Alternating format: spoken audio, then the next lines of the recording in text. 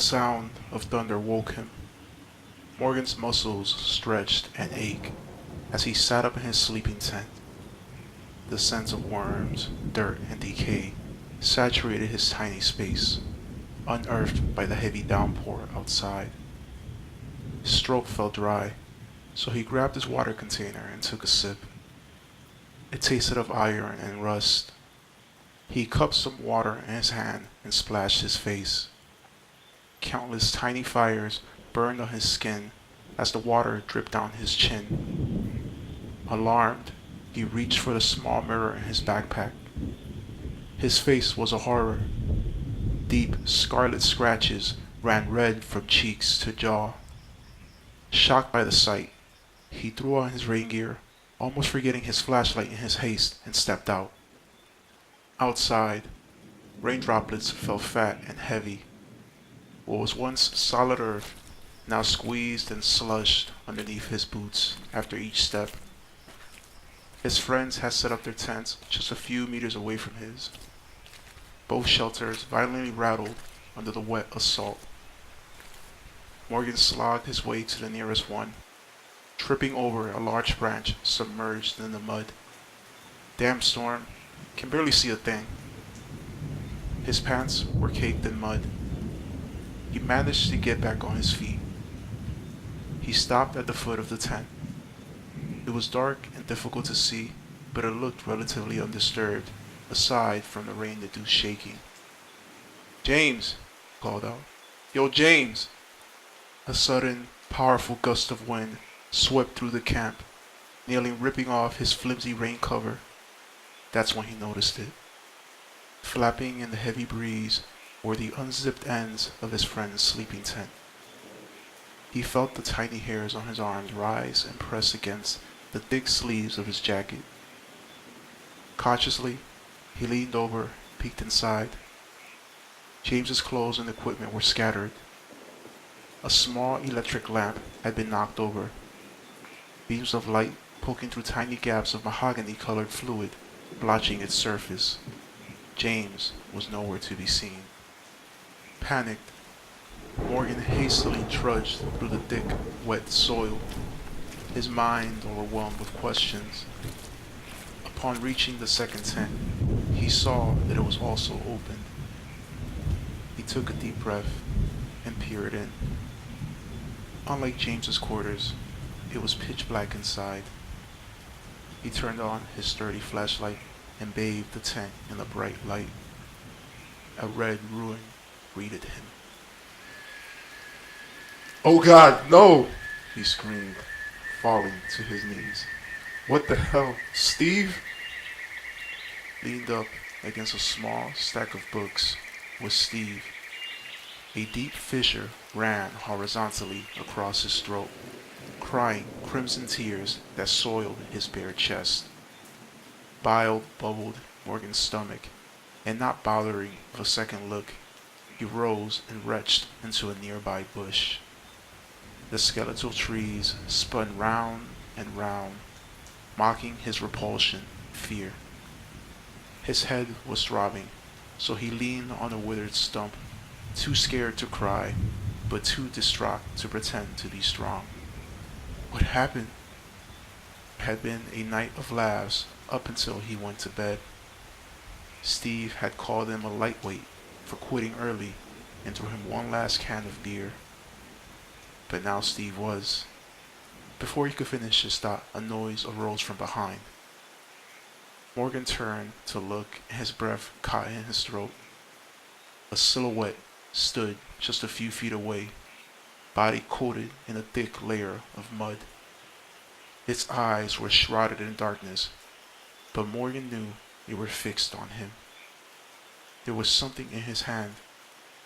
Neither Morgan nor the figure made an attempt to move. Rain and silence filling the distance between them. The rain poured on and on and on until finally thunder exploded.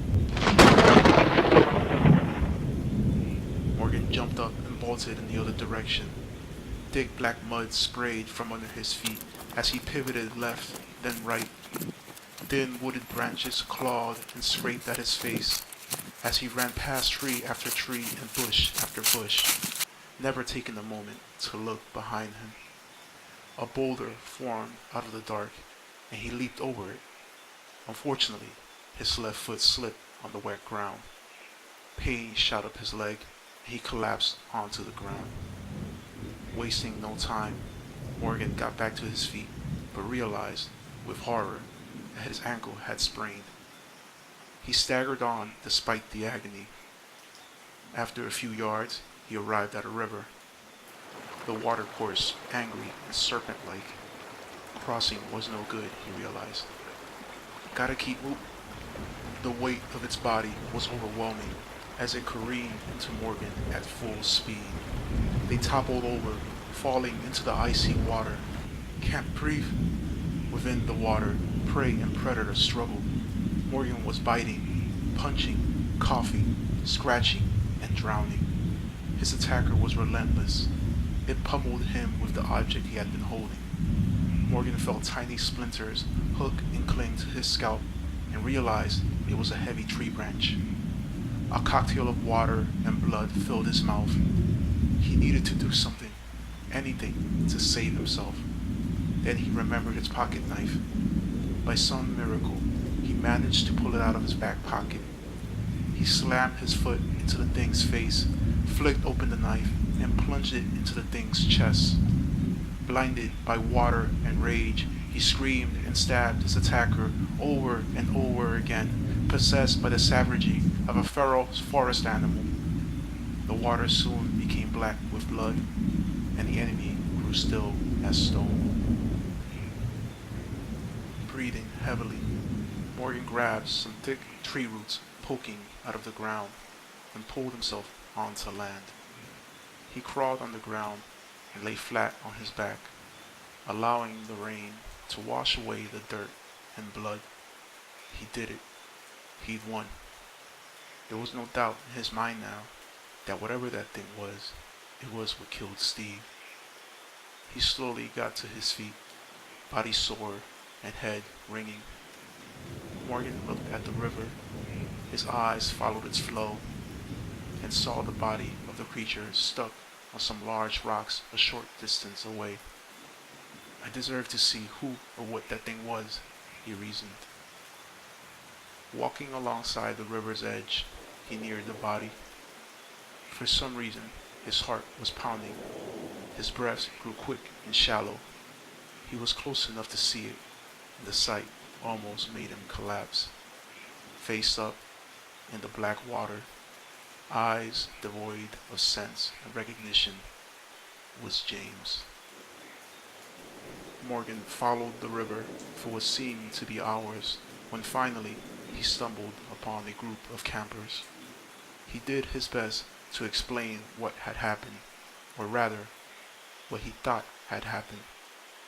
The small, concerned group showed him genuine kindness as they wrapped up his ankle and offered to take him into town once the storm cleared up.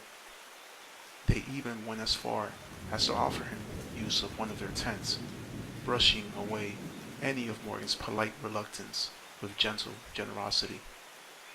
That night, sleep came easy to him. His dreams, on the other hand, were another matter. Through a cloud-like haze, Morgan saw himself silently crawl out of his tent and walk towards one belonging to one of his hosts.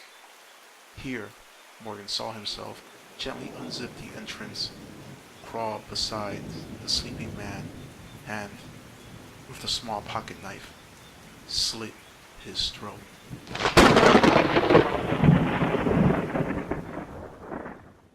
The sound of thunder woke him.